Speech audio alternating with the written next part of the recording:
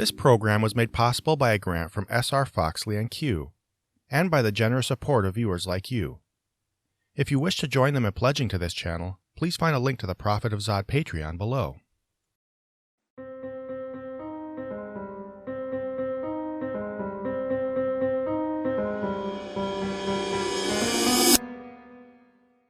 So last week I made a response to Inspiring Philosophy's Abusing the God of the Gaps video, and he pretty quickly responded with a blog post called The Numerous Errors of Prophet of Zod.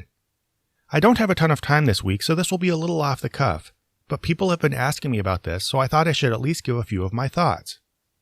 For the most part, his reply was just a tedious and disorganized mess of unremarkable apologetic comebacks, including standard shifts in burden of proof, mentions of the number of scientists who are Christian, vague appeals to long debunk arguments for God, splitting hairs over my use of terms, and holding me to specific examples of things other atheists have said.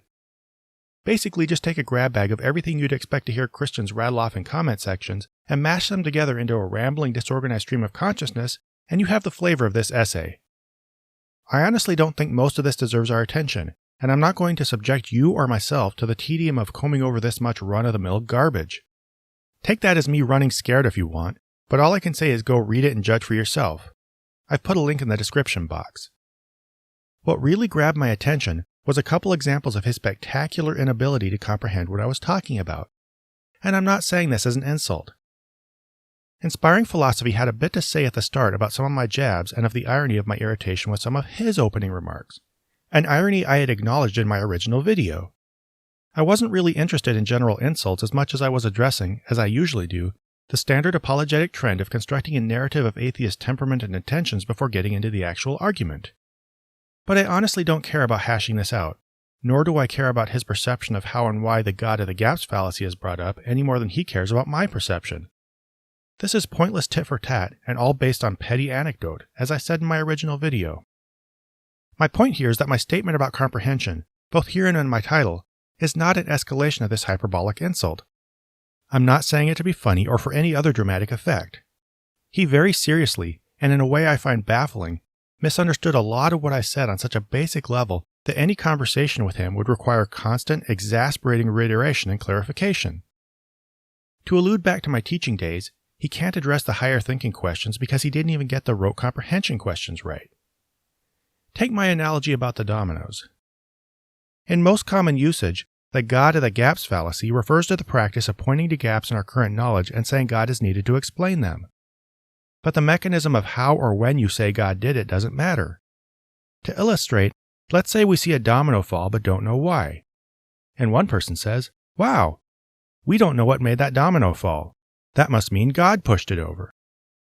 But then another person says, "Well, no, I don't think God pushed that specific domino over, but he obviously must have pushed the original domino that set off the chain reaction that knocked this one over." Both of these people are doing the same thing. They're looking at a mystery and coming up with the same premature, totally unjustified explanation that God did it. I hope it's pretty clear what happened in this illustration. A domino fell, and that's all anybody ever actually saw. Yet in response, one person speculated that God pushed the domino over, symbolizing an immediate miracle, and another person speculated that God pushed an earlier domino that set off a chain reaction, symbolizing the idea that God had set the universe in motion without doing an immediate miracle needed to explain an observed act of nature. Everybody grasped that the first clip was the actual event, and the second two clips were illustrating people's speculation about the cause of that event, right? And that the second two never actually happened? Well, apparently one person didn't get this, because here's what Inspiring Philosophy had to say. In the first scenario, Zod set up that we just saw one domino fall over.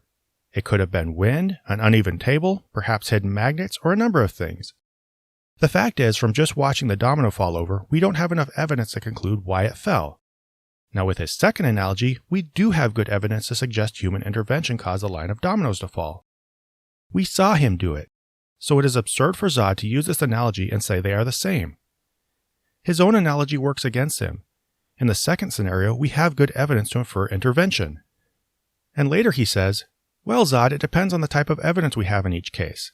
Again, even in your own analogy, we do have enough evidence to infer an outside intervener knocked the line of dominoes over. Would it not be silly to cry intervener of the gaps with your analogy? We all saw you push it over, right?" Now let's ignore the fact that he missed or ignored the middle clip and wrongly compared the first to the third, when I had been comparing the second and third. The truly perplexing thing is that he so thoroughly misunderstood this analogy that he thought I was showing two separate events. One in which people saw a domino fall over without an apparent cause, and another in which they witnessed a hand pushing dominoes over. My very point was that, like he said, people saw a domino fall and didn't have evidence for what made it fall. It could have been wind, an uneven table, magnets, or a hand. And my point was that the observers, without seeing any obvious cause, failed to spend enough time investigating possible causes of this event and coming to a real conclusion, and just decided it was the hand. These clips contrasted what people saw with what they speculated was happening, and the narration explained as much as we went along.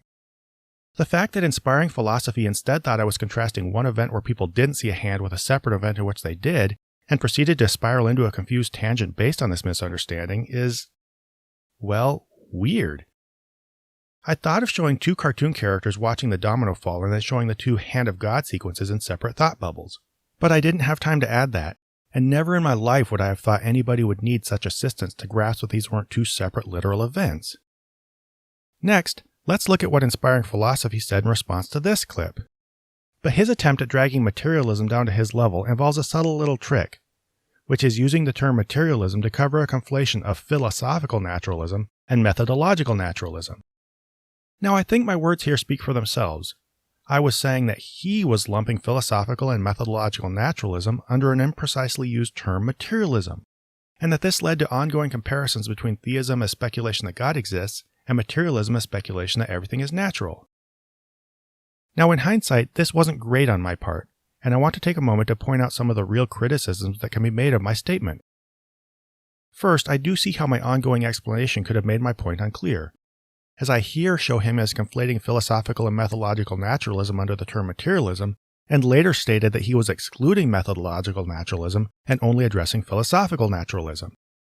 Partly this is because inspiring philosophy's presentation is shrouded in linguistic vagary, and his shady use of language slips between lumping atheists of multiple philosophical approaches and then using one of these approaches to represent us all. But I legitimately did not flesh out and explain this well, and I'm willing to own up to that. This was a sloppily explained shift on my part, and if falling on my sword here helps people find clarity, I'm happy to do that. Second, he never explicitly excludes methodological naturalism as an alternative to theism or philosophical naturalism, as I had stated, so this was reading between the lines on my part. However, his initial definition of materialism as the idea that all that exists is matter, and his repeated statements that I and others assume naturalism is true, show that he's pretty hell-bent on addressing us in terms of contrasting metaphysical views, as he calls them. One surmising there is a God, and one surmising all there is matter. Of course, as stated in his article, he isn't claiming to know God exists, but only that his supposed evidence indicate he exists. But his constant shifts between allowing himself the license of dealing with likelihoods and holding us accountable for absolute assumptions, to the extent that we can't reject far-fetched, unobserved phenomena as unlikely as part of a methodological naturalist approach without being accused of some kind of weird circular reasoning, even confuses this point. I guess this whole thing, going all the way back to the question of what God of the gaps is all about trying to pin labels on things. And I hate arguments over labels, because they always end up with subtle shifts in position, mutual accusations, and general confusion. So I retract my statement that he rejects methodological naturalism.